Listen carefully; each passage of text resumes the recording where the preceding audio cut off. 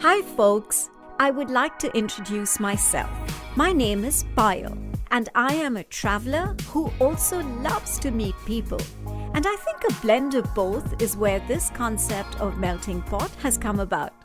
In my Melting Pot series, I will be talking to lots of inspiring people from different parts of the world and also from different cultures, whom I meet during all my travels. The common factor between these folks will be the desire to follow their passion and make it a way of life. So step into this melting pot and enjoy the chats. Hi, Saira. Hi. Thank you so much for finding the time to talk to me. I would, to start with, like to get to know a little bit about you, and I'm sure my listeners would like to do the same. So, are you originally from the UK?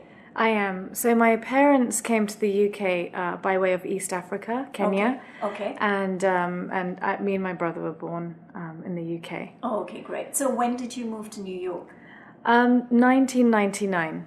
Oh, so you've been here for a while. Yeah, it's time flies. Yeah, I guess it does. Yeah, you know, it's a very different life, isn't it, as compared to London? Or do you find a lot of similarities? I think there are some differences, but there are also a lot of similarities. Right. I've been to other parts of the US, and I find there is a synergy in the mindset between, people from London and people in New York, more specifically. Okay, yeah, because I guess both cities are like my show. My show is called Melting Pot. Mm-hmm, yes. So I think both cities are pretty similar.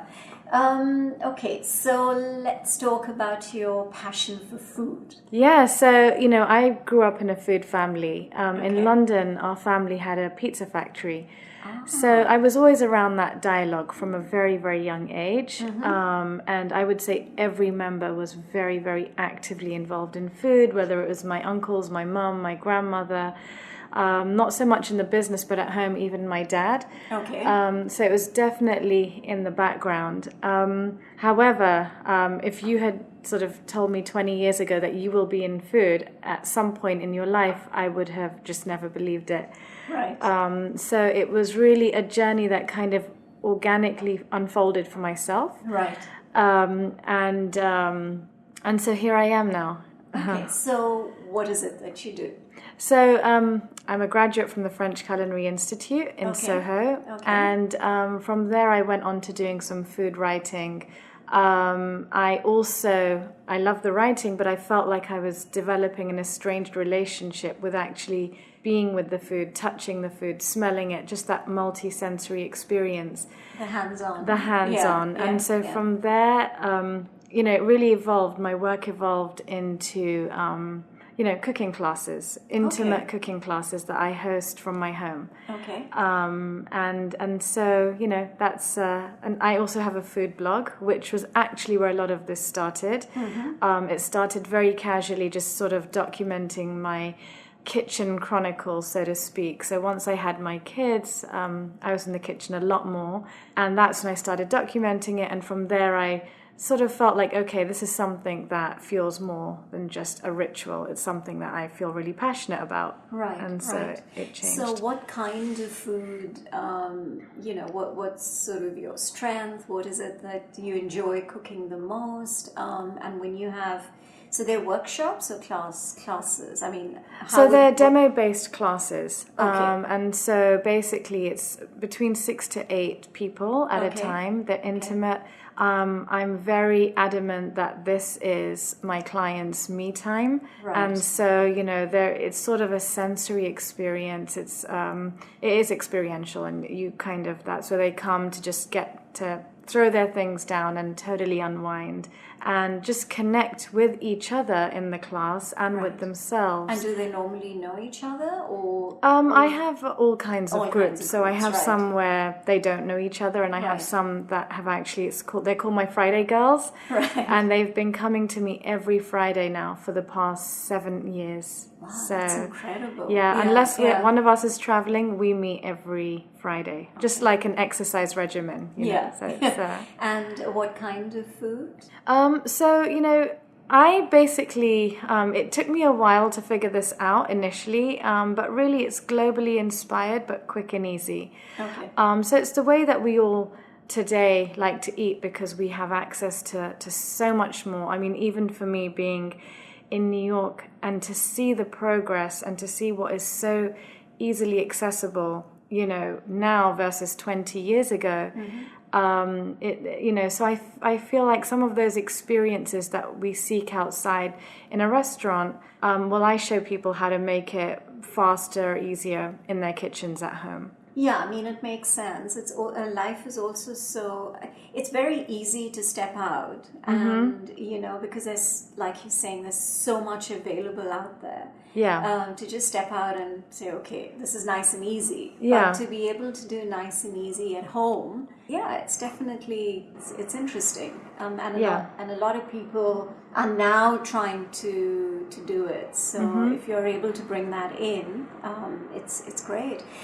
Someone was mentioning to me that you've been on a food network. Yeah, so it's interesting, yes. Yeah. So the Food Network's a big food TV channel out here in the US. Okay. So I'm probably one of the least competitive people I know. It just triggers something within me, and it's something I've always avoided in school races and all the rest. Right. Yet somehow, since I've gotten into food, I've been pulled into 3 televised cooking competitions. So one was on the Food Network. It was a primetime show called Rewrapped. Okay. Where they gave you, and you didn't know what it was ahead of time, these iconic sort of 1970s American snacks. And you had to, the first round, you had to recreate the snack, make it from scratch. The second round was to then reinvent, so take that snack and incorporate it into a dish where the snack also gets to speak. So you don't want to hide it, you kind of want to bring it to the foreground. And so that was fun. That was one, and then I did another one for TV Asia, which was, you know, again, very interesting, and they had some very interesting people from the Indian food scene, like Sanjeev Kapoor, Kunal Kapoor, who flew in to come and judge the competition. So that was another one that I had done. Okay, and how far did you go? I won that one, so that was fun. Yeah. I drew on the Food Network, but then lost on presentation. Okay. And the first one I ever did, which is actually the dearest to my heart, it probably got the least visibility, but it was an AOL show called Mom vs. Masters, and this was pre-culinary school. Okay. And you compete with a master chef. So mine was Chef Floyd Cardoz, who has a bunch of restaurants in the city, and actually all over, I think Bombay as well. And we competed on kebabs. Okay. So I use my grandma's recipe, and then they have a panel of judges. 2 are culinary personalities, and then 1 is your own child. And it was really cute. Yeah. My son was 5, Krish, he was 5 at the time. Yeah. And they had a professional plate them, because clearly, you know, a novice's presentation is not going to pair up to a professional's. And I won that one. But I think what was, you know, because no one knew who made what in terms of the panel of judges. But just to see my son sit there, and even when the competition was over, he just kept sort of gnawing away at the green chili kebabs I'd made. So it was... And are your kids involved in cooking as well? Do they like it? Oh, yes, they are involved. So you've got 2 boys. I've got 2 boys. And how old are they? So I have Veer, who's 11, and Krish is 14. Oh. But they've been into food from, I would say, day one. And I thank my mother-in-law and my mum for encouraging me not to dumb it down and to give them what we eat. Right. So I think they developed that palate very, very early on. You know, it starts with khichdi and then it goes on to other things. Yeah. And, you know, they are my harshest critics at times, but I do actually take on board their feedback, you know, pretty seriously, because when I get it right and then I teach that then to a class, I go in knowing that, all right, this one is bulletproof. And also someone was mentioning to me that you've got this organic khichdi. Yes. So what exactly is that? You're listening to a fusion of stories recounted for the first time ever by some fascinating people from across the globe with me, Payal, on this very unique and special podcast series, Melting Pot. So at one of my classes, I met a lovely lady who, I hadn't met before my class, and we kind of connected, and we decided that we were going to start a business together. It just felt right. And she actually, her name's Chandni Prasad, and she has an ongoing background in Ayurveda. Okay. And, we decided to bring our heads together and come up with a line of Ayurvedic grab-and-go meals. Right. So we have, done a soft launch of our first line of products, which are khichdi. Okay. So we have 3 flavors. We have a butternut squash with coconut and kaffir lime. Right. We have another one which is with spinach and mint, and they're the classic rice and dal. And then we have a third one which is quinoa and lentil with green chickpeas. So we've really taken, just the way that we like to eat in this metropolitan environment and embracing the sense of seasonality and incorporate it with, what our grandmothers did. Right. And so is there a brand name for it? Yes, it's the dancing elephant. The dancing elephant? Yes. And how do you package them? I mean, are they like in containers? Yes. Yeah. So they are going to be, they are currently grab-and-go single-serve containers. Okay. We are actually moving it to a frozen ready meal line because, shelf life is always a challenge. Yeah. But we were adamant that we did not want to add anything in our list of ingredients. No preservatives.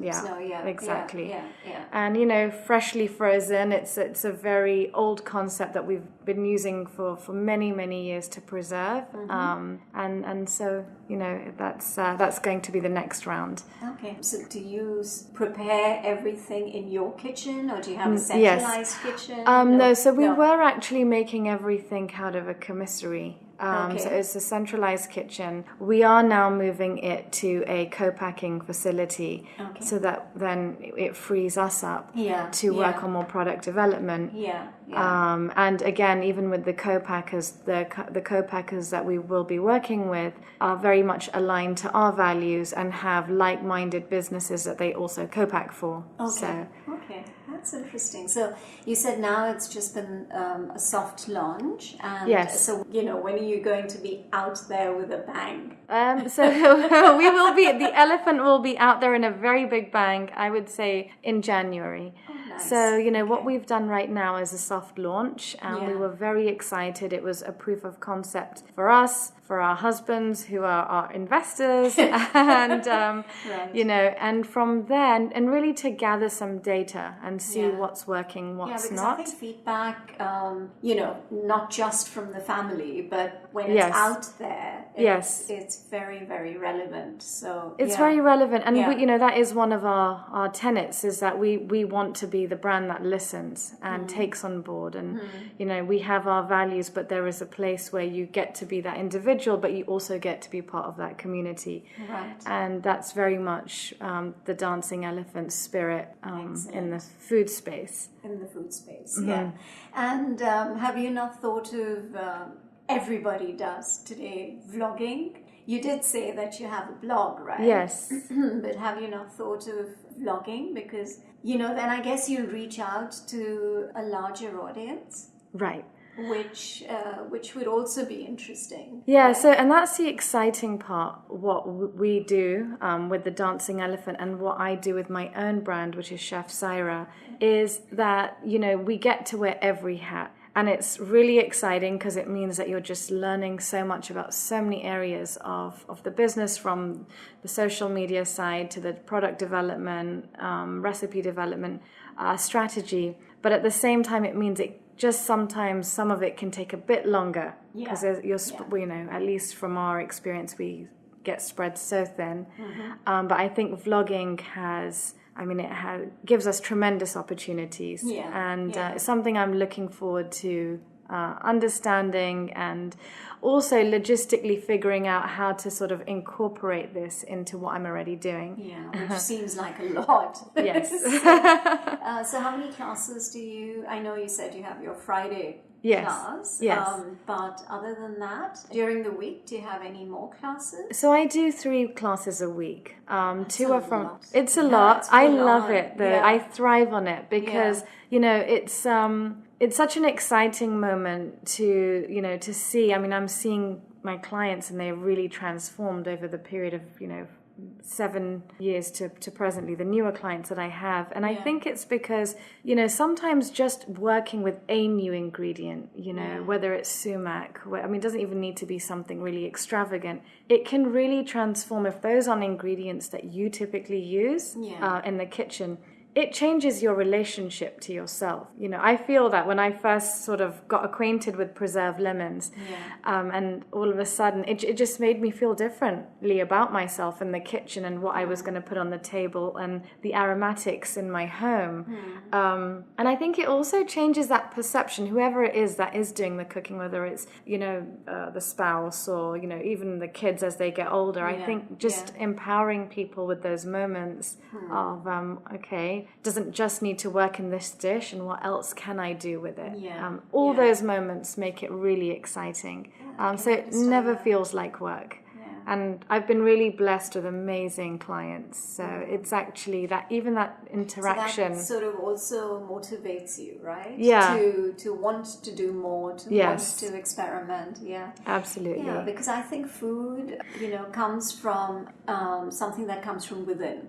Absolutely. And the moment you think that it's a chore, it reflects on the taste and the flavors. Absolutely. Right? So, wow, that's interesting.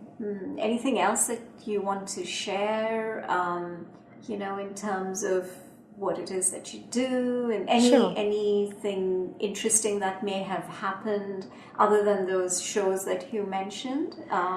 Yeah, well, I think I've had some really, really interesting people walk through my home, and in terms of just their backgrounds, it's been a wide gamut, from someone who has stayed at home to raise their children to, Bollywood actors, people in the media, TV personalities, doctors.